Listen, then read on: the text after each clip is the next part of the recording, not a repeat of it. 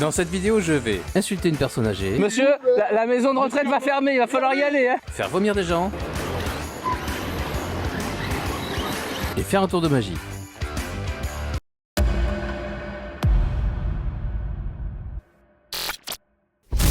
Non, ce n'est pas ce que tu crois, ce n'est pas une nouvelle voiture dans l'atelier, c'est tout simplement RC Fast-Car que je remercie qui me prête sa voiture de démonstration.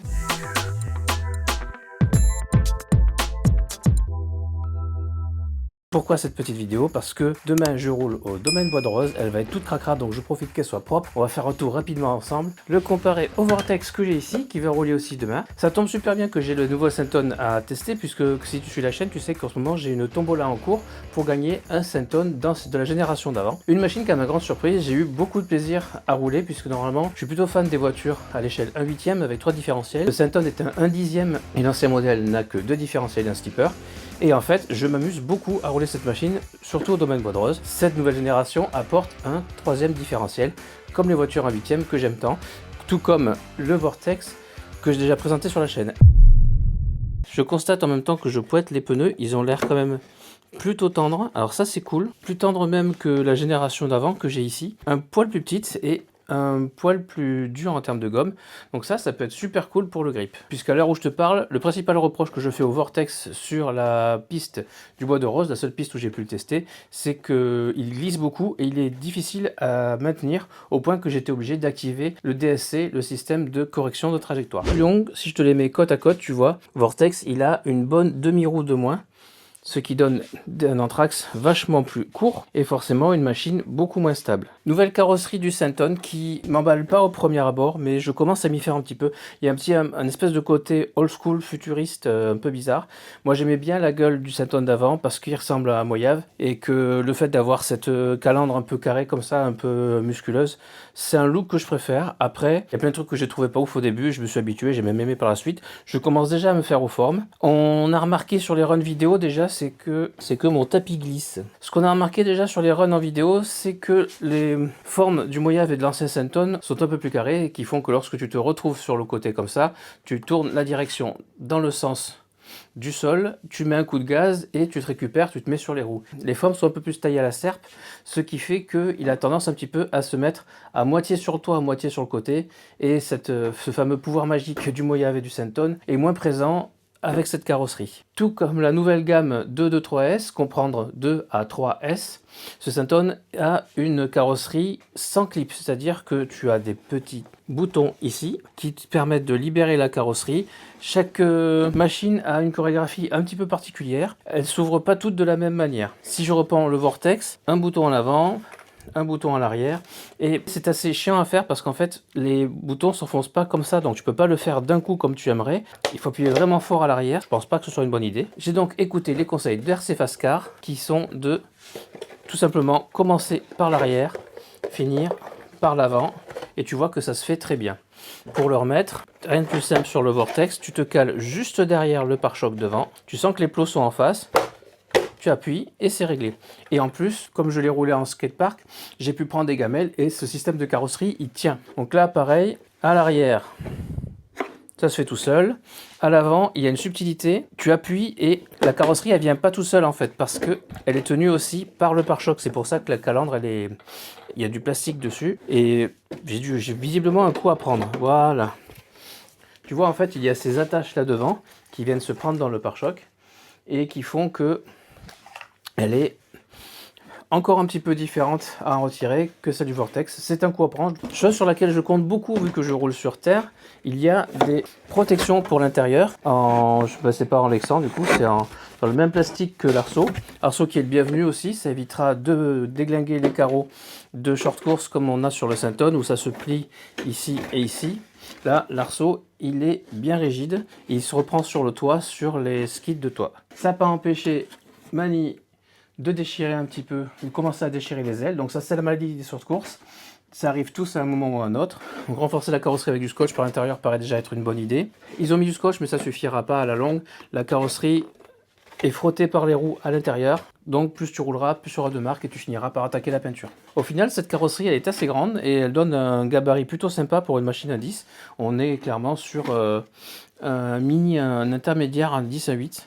Ça fait un peu moins jouer que le petit Vortex, qui en plus d'être plus court a une carrosserie qui englobe moins, donc forcément, il paraît beaucoup plus petit, il fait beaucoup plus son échelle d'un dixième. Châssis plus long, je m'attends à un bac lipo plus long en effet sur le Vortex. Ces lipos de ce type-là, Gen6 ou Ovonic 5000 ou 5002 mAh 3S sont un petit peu limites. Alors le bac est un petit peu plus long que le Vortex, mais pas tant que ça. Toujours la même galère pour mettre les lipos, même si le bac est plus long que sur le Vortex, il n'est pas tant que ça, tu vois.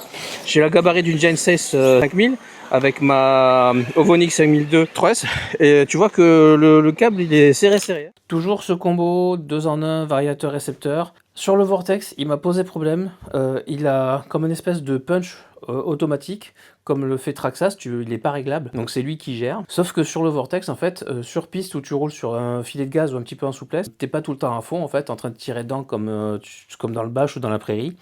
Il est un petit peu mou en fait sur le premier centimètre de gâchette et il te fait sentir la machine plus lourde, plus molle comme si tu roulais en 2S en fait et c'est assez désagréable. Donc j'espère que avec ces petits trous, sa démultiplication différente, sur le Senton ce sera moins sensible parce que c'est clairement quelque chose qui était chiant sur piste où tu peux pas mettre gaz en grand tout le temps, il faut doser et quand tu veux doser, bah, en fait il te donne l'impression d'avoir rien dans le sac. Après rien de particulier, c'est le même châssis que le Vortex rallongé, donc toujours la protection de cardan, le roulement pour pas que l'arbre tremble. En complément des pare-boues qui sont dans la carrosserie, tu as des pare-boues aussi surélevés à l'extérieur, tout comme dans le reste de la gamme 3S. Une grosse boucle ici par contre rigide pour le pare-choc, donc c'est du genre ça passe ou ça casse. La même à l'arrière, par contre on a un gros pare-choc souple, donc qui lui va amortir les chocs.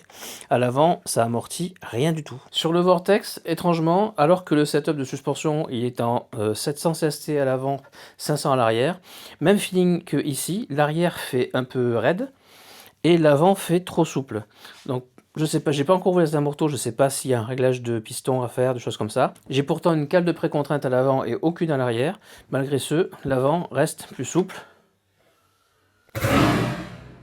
Donc à voir, là on est sur un châssis plus long, ce sera plus stable, donc peut-être que ce sera moins impactant sur la tenue de route et le plaisir de conduite que le Vortex, où ça fait partie des autres trucs qui m'a gêné, dans le sens où il passait son temps à piquer du nez, à sautiller de l'arrière, ce qui donnait un comportement vraiment pas agréable sur piste. Pour remettre la carrosserie, donc pensez à passer des guides par l'avant, donc j'ai l'impression que ça marche en montant franchement la carrosserie, voilà comme ça, et après clac et clac, impeccable. Qui dit châssis plus long, carrosserie plus longue et en plus avec l'air sous l'intérieur, il va forcément être plus lourd que le Vortex.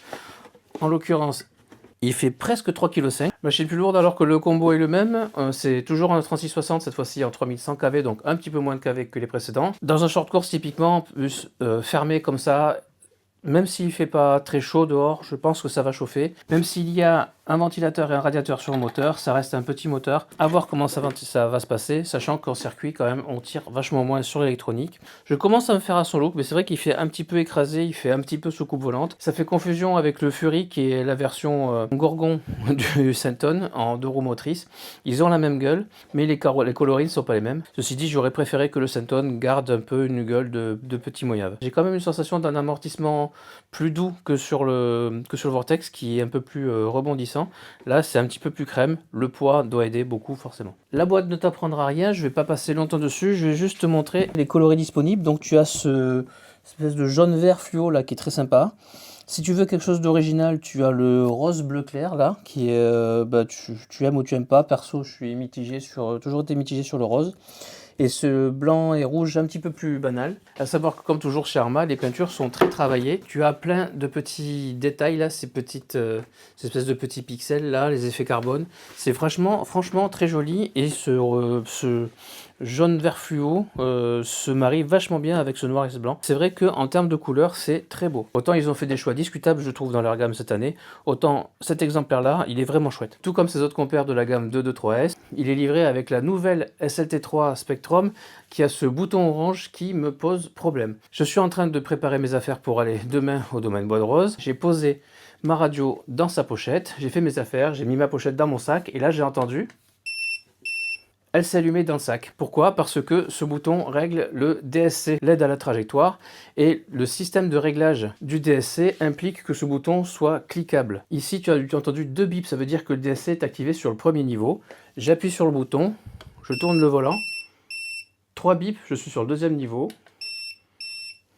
4 bips, tu maintiens le volant, hein, je suis sur le plus haut niveau d'assistance. Et un bip, il est désactivé. Mais tu vois, ces clics-là font que dans le transport, juste un clic, un appui simple, l'allume. Même pas besoin de rester longtemps sur le bouton. Donc ça c'est chiant. Donc ma technique, moi, elle consiste à retirer une pile. Les suspensions sont vraiment chouettes. J'adore les short course, donc forcément j'ai hâte de l'essayer. Un grand merci à RC Fastcar qui a la gentillesse de me faire confiance et de me prêter cette machine. Est-ce que ça va être plus sympa à rouler que le Vortex ou est-ce que ça va être la même galère? Je te dis ça tout de suite. Alors je sais pas si c'est les petits trous, mais on sent moins, ou alors c'est parce que je roule tout le temps sur un filet de gaz, mais je sens moins le côté mou du Vortex. Il me semble mieux là. Par contre, ouais, c'est vrai que ça glissouille. Voilà, je suis pas gêné par le Vario. Je roule pourtant sur un tiers de gaz et j'ai pas la même sensation qu'avec le Vario d'origine du Vortex. Il est plus progressif à la gâchette en fait. C'est plus naturel sur celui-là. Il a pour lui que le terrain il accroche un peu aujourd'hui. Je pense que temps normal il sera un peu plus glissant, un peu plus dur à rouler. Par contre, au niveau suspat, j'ai l'impression, j'essaie de monter un peu le rythme, j'ai l'impression qu'il subit moins quand même. Il est incontestablement plus agréable à rouler que le Vortex. J'ai l'impression qu'il absorbe à peu près bien, il sautille pas trop. La suspension fait un meilleur job que sur le Vortex. Ouais, carrément. Indéniablement, la suspension, elle bosse mieux ici. Hop, hop, ah, putain, un pied de nez. C'est vraiment leur spécialité, cette génération-là. Par contre, le silence de la transmission, la souplesse des suspensions, là, elle va bien. Elle pédalise pas la machine. Il est effectivement beaucoup plus adapté à la piste que le Vortex. Indéniable. Alors, je suis encore sur la retenue, là, j'arrive pas à mettre gaz en grand. Mais par contre, je me fais pas chier et je suis pas en train de râler comme avec le Vortex. Clairement, si je devais en choisir un, ce serait lui.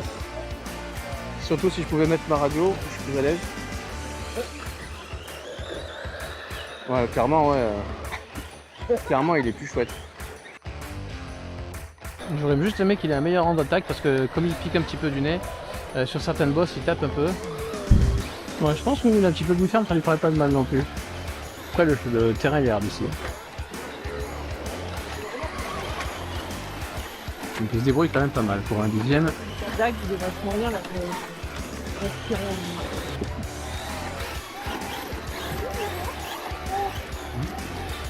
Ah, il pique du nez encore, c'est chiant.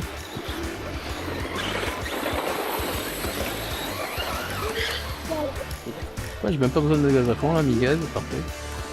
Je suis un peu mort sur la ligne droite. Tiens, qu'est-ce qu'il est doux à rouler, on dirait un track là, franchement, c'est agréable.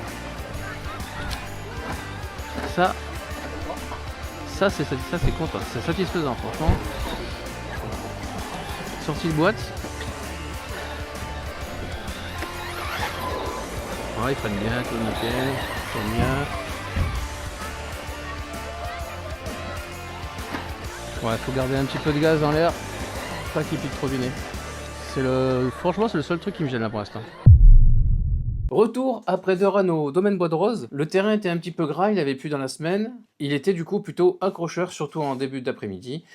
Et moitié accrocheur, moitié glissant en fin d'après-midi. Qu'est-ce que je retiens de ce Senton? C'est que si je dois le comparer au Vortex que j'ai déjà, je n'ai pas ressenti ce problème de mollesse à l'accélérateur. Il est vraiment très doux, très souple, très progressif. Peut-être que c'est spécifique au Vortex et dans les conditions dans lesquelles je l'ai utilisé, auquel cas on va pas le prendre pour une généralité. Très agréable à rouler, j'y suis allé doucement parce que c'est pas ma machine, donc pas fait de gros sauts, j'y suis allé tranquille sur les gaz. J'ai quand même fait quelques cascades volontaires. Néanmoins, sur ce terrain un peu accrocheur, parce que gras, j'ai trouvé que justement il l'accrochait pas trop, il se retournait pas trop, donc il était plutôt facile à prendre en main. Et lorsque ça commençait à glisser un peu, j'ai pas senti besoin de mettre l'assistance de conduite, le DSC.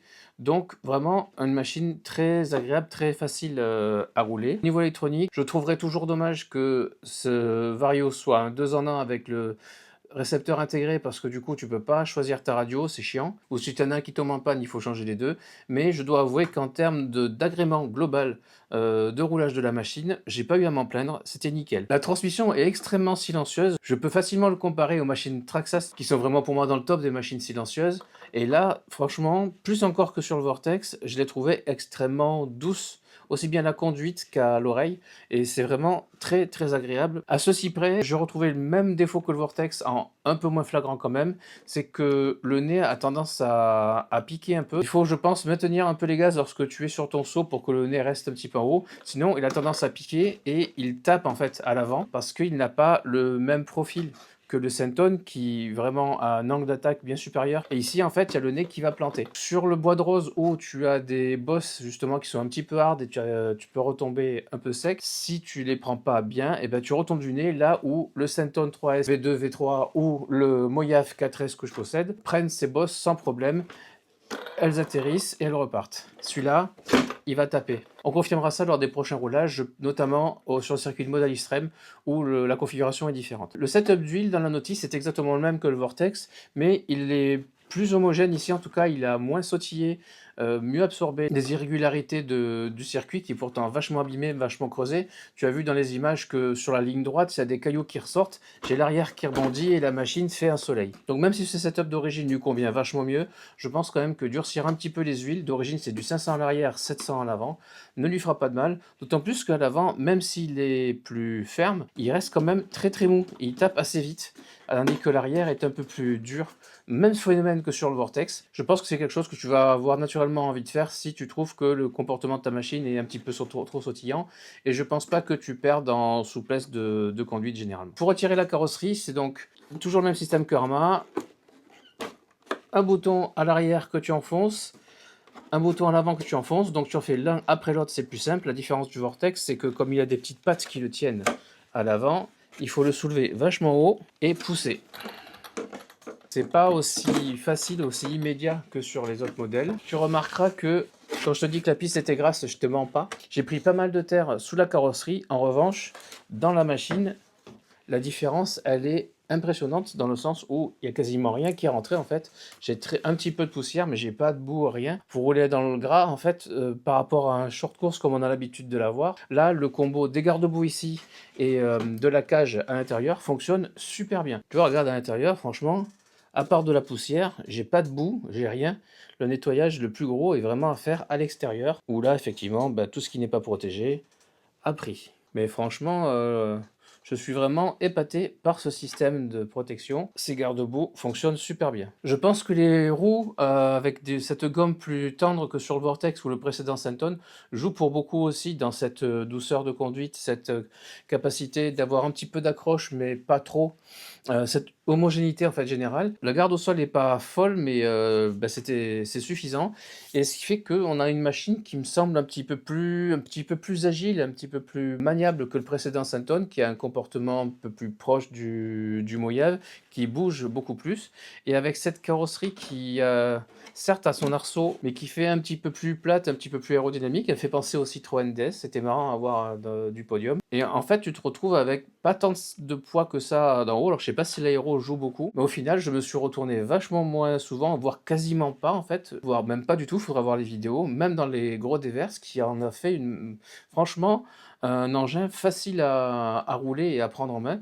Je suis vraiment super surpris par ce Senton. Même si mes souvenirs sont un petit peu lointains, on se rapproche un petit peu du comportement d'un Hobao 8SC, qui est pour moi une référence en termes de short course, donc plutôt une bonne chose. Malheureusement, qui dit short course dit carrosserie exposée, et effectivement, la personne qui l'a eu à l'essai avant moi avait commencé à entamer les ailes à l'arrière. Les quelques cabrioles que j'ai faites ont continué le travail. Donc là, malheureusement, rien de nouveau au pays des short courses. Contrairement au Mojave 4S, il n'y a pas de protection en ABS ou en plastique rigide, donc